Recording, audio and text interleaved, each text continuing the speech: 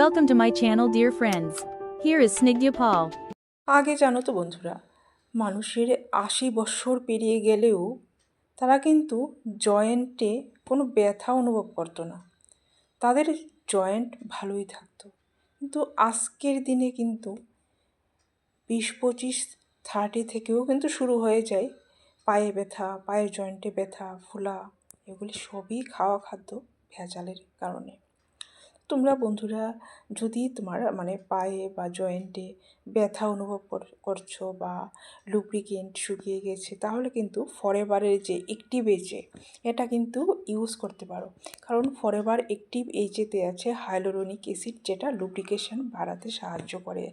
আর আছে তোমার ginger oil, আদা আর হলুদের সংমিশ্রণে এটা তৈরি। তোমরা যদি বন্ধুরা এটা ইউজ করতে চাও, তাহলে আমার স্ক্রিনে দেওয়া নাম্বারে কল বা মেসেজ করতে পারো। আর আমার চ্যানেলকে লাইক আর সাবস্ক্রাইব করতে ভুলো না। Thank you.